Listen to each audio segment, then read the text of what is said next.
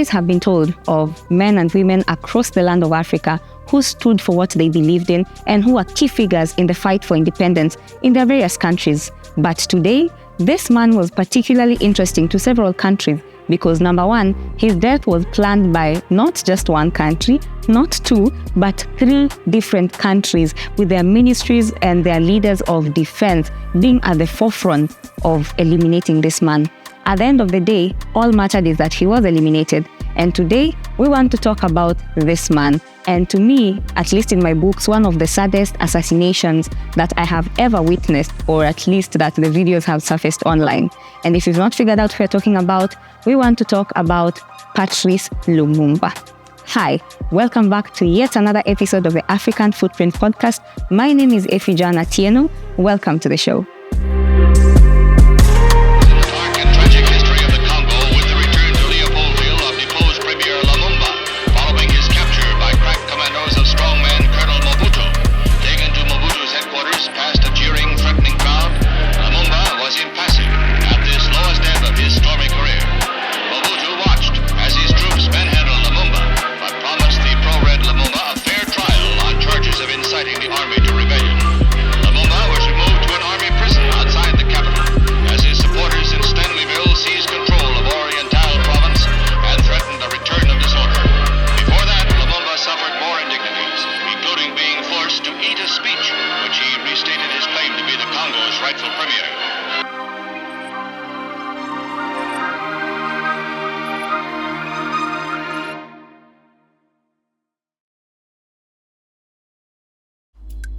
Born on 2nd July 1925 in a very small village in Kasai province. Mark that name because it comes to be of great importance at the end of our script or at the end of our story because it is one of the reasons that he was ultimately killed.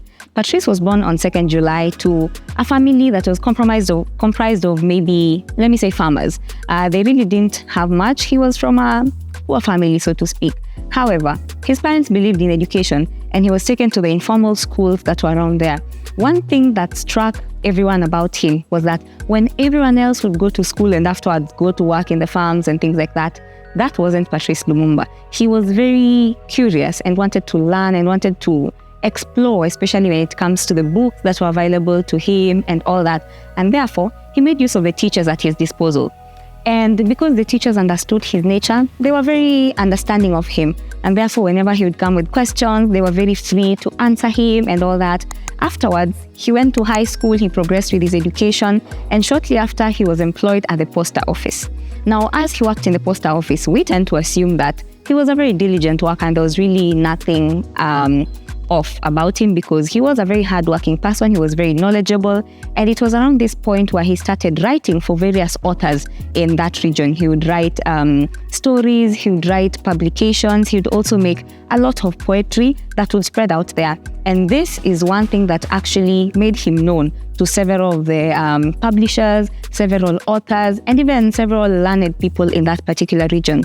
Now, as fate would have it, he was a very smart person, like let's say he was a genius, and he got a scholarship to go to the town. I think it was called Leopoldville, but now it's currently Kinshasa. So he went there to study and work, and he was baffled by how the town setup was. I mean, coming from a village to a town where there are swimming pools, there are clubs, there are hotels and resorts and all that. But the worst thing is that Black people were not allowed to access most of these amenities. And even at the bus stations and the trains and all that, it was another Rosa Parks kind of situation where they were supposed to sit at the back of the buses, you know? Quite unfortunate. But as fate would have it, Lumumba didn't really let this bother him. He was excited to be there. He was excited about the prospect that this new city offered. But one thing that he was able to access was the National Library. Now, as I had said earlier, he was someone who thirsted for knowledge. He was someone who was curious and wanted to learn more. And at this point, he was able to learn French. He took the chance to learn Swahili and other languages that were spoken in the Congo region, including Lingala. All this happened, and then shortly afterwards, he was supposed to go back to his hometown. But as he was going back, he was arrested shortly after arrival because they claimed, get this, that he had embezzled funds while he was working at the post office. This is an allegation that most people think is false and most people think they were fabricated. But again, it's like he was already rubbing shoulders. Now, as Lumumba was in Leopoldville, as it was formerly known, he was enlightened about the plight of Congolese people, and then he also got to learn about the works of other countries' struggle for independence. Particularly, he was interested in the work that Kwame Nkrumah was doing in Ghana, and he felt like that is the way he wanted to go. He wanted to be an anti-imperialist. He wanted to fight the colonialists. He wanted to fight against the Belgian regime that had for so long taken so much from the land that he so loved, that is Congo. They had oppressed their people. And we're actually coming from a point where when King Leopold II was running Congo before Belgium took over, anyone who would go against him, your fingers would be chopped, your hands would be chopped, your limbs would be chopped. And we had so many people who were looking at him like, okay, wewe sasa una overdo. Can you imagine other colonialists such as Britain, such as Germany, such as the French, would look at what King Leopold II was doing, and even they felt that was too much. I mean, for people who are very okay with exploiting Africans and the wealth and the resources that were in Africa, that spoke a lot about the atrocities committed under King Leopold II. Now, after he was arrested, he was supposed to be in prison for 2 years, but after a short appeal, or let me say there was some back and forth, he was released after 12 months, that is after a year. And it's like they ignited the fire in him to fight for independence. So as he went on, he set up the national let me just get the name. I've forgotten the name of that party, but it was, I think, Congolese National Movement, something of the sort. And remember, I had said he was born in the small province of Kasai. Now, where he was born, there were other large provinces, one of them being Lubumbashi. So there were two other groups that were formed in different parts of Congo. So that means there were three main independent parties. One of them, the CONACAT, was not really an independence party, but it was meant to train people on how to speak Congolese languages and all that. But ultimately, they morphed into fighting for the independence of the Congolese people and making political demands and all that. Now, one of these parties was headed by one man called Kasavubu, who will be very instrumental in our story, because as we move fast forward to 1960, it comes a time where now, Belgium feels like, okay, you guys have fought enough, we're giving you your independence. And something interesting happens. What was agreed, the partnership between Lumumba and Kasavubu's party agreed to be the ones to head the country. Now, the country was going to be under the leadership of Kasavubu as the president, and the prime minister, the first ever black prime minister of Congo, Patrice Lumumba himself. Now, as the plans happened and the independence ceremony was happening in Kinshasa, Lumumba was not supposed to speak. Oddly enough, they felt he was too radical or too liberal and atachoma picha, And with this kind of people, they don't want him to anachoma picha. So as the conversation of independence was happening, the ceremony was happening, King Baudouin took the stand and made very comments that Lumumba didn't like. And I'll just read in brief part of his speech. He says, "Don't replace the structure that Belgium has handed over to you until you are sure that you can do better. It's your job, gentlemen, to show that we, the Belgians, were right in trusting you to lead yourself." I mean, I'm sure you're also cringing where you're seated, because what the heck? He also further says, "The independence of Congo is the crowning of the work conceived by the genius," get this, "of King Leopold II, undertaken by him with firm courage and continued by Belgium with perseverance." Now I want us to mark something here. King Leopold II was horrible, and I mean horrible in all caps, to the point that Belgium was like, "Hey, you guys, you're doing too much, you need to calm down. In fact, you need to leave, we're taking over the country," because he was running it as his own. He was running it as his private home. Anyone who is against him, your limbs are off.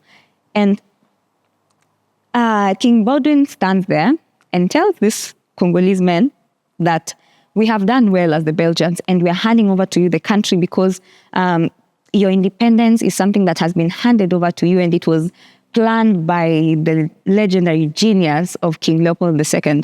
Rolls my eyes, guys. Anyway, so this conversation doesn't sit well with Lumumba, and therefore, breaking all protocol and everything that had been planned, he stands up to make his speech. And in his speech, he talks about the atrocities that were committed under King Leopold and the suffering that the Congolese people have faced so far. Further, he goes ahead and speaks of how their wealth has been depleted, how King Baudouin and his people have taken over all the minerals, all the natural resources that were in Congo, particularly in Lubumbashi and the other regions that were very mineral rich. Now, of course, as expected, these guys were not happy about it. And there was supposed to be a luncheon afterwards. Immediately after, they would proceed to the lunch and all that. But because of the tension that had been brewing, King Baudouin and his people went for 3 hours to contemplate whether to attend this lunch or not to attend the lunch, to be or not to be. Sophie's choice, I guess. But ultimately, they ended up going for the lunch. But it was very cold, it was very cold, and they just didn't feel like they wanted to be there. Anyway, long story short, the Belgians leave and Congo is now free. Sadly, Congolese men would never rise to high ranks of power, and therefore at this point, they are handed over a country, yet they do not have the capacity to lead it. And this is because they had not experienced leadership. They didn't know what it meant to be in government. They didn't know what it meant to lead a country such as Congo, where so many countries have vested interest. And one of the interests that I can actually remind you is when Hiroshima and Nagasaki were actually bombed, uranium was actually extracted from Congo that was used to manufacture the bombs. So there were several countries, considering how Congo is strategically positioned in Africa and how mineral rich it is. There were so many countries that had vested interest. And ultimately, as I had mentioned, there were 2 other fractions. Now, Patrice Lumumba comes from Kasai, which was the minority. But the 2 other fractions of the 2 other parties, other than Kasavubu's party, were also not so happy with Lumumba, and there were talks of secession because Kisangani, one of the provinces, was actually the most mineral rich, and they wanted to secede and have their own country. And therefore, it became easy for the Belgians to have collaborators. Now, this is where our story takes heat, for example, where all these conspiracies to kill Lumumba come in. Now, these fractions start conspiring with the Belgians and other fractions of other governments. Because he had already put a target on his back, so many people felt like this guy is giving Comey vibes. He is a communist, and we do not want communists to lead the country. So there were plots brewing left, right, and center on how to assassinate him. And Lumumba was not a stupid man. He knew that there were conspiracies to kill him, and therefore he had to protect himself. So as all this was happening and there were threats against him and against his life, he decided to seek help from the United Nations. But the United Nations, as they do most times, remember the Rwanda situation, they turned a blind eye. And what was funny is that at that point, the Secretary General was actually visiting Congo. But because of pressure from the United States, he said he was not able to help. And this is now what put a major target on his back, a red target. After the United Nations said they were not going to help, and the Belgian authorities were clearly not siding with Lumumba because, again, the speech he gave at in 1960 as they were gaining independence was not something they wanted. They did not want him to lead. Ultimately, they wanted him dead, eliminated by any means necessary. In comes another party. Lumumba, because of the threat he felt his life was under, decided to go to the Soviet Union and ask for help. Now, the Soviet Union, at this point in history, guys, remember, the Cold War was happening. The Soviet Union, the United States. So when he went to the Soviet Union for help, they actually offered help. And they put soldiers around his home, and therefore he was not supposed to leave his home. And it was under 24 hours surveillance. Had he not left his house, he would actually be safe. So his house was under 24-hour surveillance. Everything that's happening in Leopoldville and any other region really didn't matter because at this point, he has been secured and his seat had been taken over by Mobutu Sese Seko, who we'll talk about in a later episode when we talk about something different in Congo and the power struggle for independence in Congo. Now he's ousted from his seat. He is stuck out here in his home, helped by the Soviet Union. Now America looks at this and is like, okay, we're in the middle of the Cold War. You ask for help from the Soviet Union, you are definitely a commie. You are definitely a commie. And because they don't want communists, they decide to hatch a plan. And in comes the secret services, that is the CIA. And they hatch a plan under President Dwight Eisenhower to essentially off our man, Patrice Lumumba. And it's very sad because for such a man, I mean, he was just fighting for the independence of his people. There was no need for 3 governments to collaborate to eliminate him. So anyway, these guys band together to fund the Congolese nationals or the police service who had sided with the Belgians. And the Belgian army was also there to protect their region and help with the secession talks. I think they actually funded all that. So as Patrice Lumumba is here, he feels like, you know what, I can't stay in my own country. Ultimately, I have fought for freedom, but I am not free in my own country. I am stuck in my own home. So one night he hatches a plan and decides to leave the house in the middle of the night, a decision that will prove to be very fatal because just as he left his home and was headed towards Kinshasa, he was captured and was arrested by the Belgian sympathizers and the collaborators. Now, the talk that's around town is that at this point, the CIA has not really gotten involved. Anyway, for them, all that mattered is Lumumba is dead. Whether anyone else kills him, whether he dies by whatever means, that's really not their business as long as he's gone. So claims are that they did not really play a major part in this, but they were a part of the conspiracy to have Lumumba killed. Now, at this point, it's around 9:30 p.m. Lumumba is captured together with the 2 other counterparts, and they are taken to Lubumbashi. And now, as they are taken over there, there's this image, horrible image of him on this truck with soldiers, and his hands are tied to the back, and he's being beaten. His eyes are so red and swollen because he had been beaten almost the whole night. And at this point, they are taken into a forest, a remote area in Lubumbashi, and a firing squad eliminates the 3 of them. So Patrice Lumumba is dead now. What happens? Okay. So the soldiers decide, let's bury him in a shallow grave from the instructions they got from the Belgian authorities. Now they bury him, but as the story goes, or from different versions of the story that you'd read, the grave was so shallow that Lumumba's legs stuck out of the grave. And they didn't want that because even a dog could come and unearth that, or any herdsman or anyone would come and unearth that because it was largely a farming region. So someone would come over there and unearth the body of Patrice Lumumba, and that would be a different story. So orders come from above after they have buried the 3 of them. And the next morning they get orders, Fukueni, remove the 3 of them and burn them in sulfuric acid. So Patrice Lumumba and his 2 counterparts were taken and drowned in sulfuric acid. And any other body parts of them that were remaining were then burnt up. But they took a tooth that belonged to Patrice, and these guys just decided, you know what, we need a trophy for our amazing work. Yeah, again, rolls my eyes. So they take Patrice's tooth and it is taken to Belgium as a trophy. This meant that the family could not bury him. His children, his wife, whom he had sent a letter to shortly before he was captured and killed, were really not able to bury him or have the closure they so deserved and they desperately needed. So at this point, Patrice Lumumba is dead. Sadly, that is how his life ended. Later on, of course, Belgium apologized for their role, apologized for taking a part in the killing of Patrice Lumumba. But I feel like they should not apologize for taking a part in the killing, but the actual killing, because they ordered the hit on Lumumba's life. And they planned this from the moment he was elected as the prime minister. What a sad tale. He died at the age of only 35 years. And it's very sad for a man who stood for the truth, a man who I believe was one of the significant faces of freedom in Africa after such a terrible colonial past.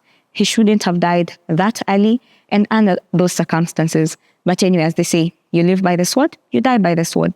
He fought so hard to have Belgians leave his home country and for the freedom of his own people. Yet, his own people ended up conspiring with the same people they chased away, again, the irony, to eliminate him.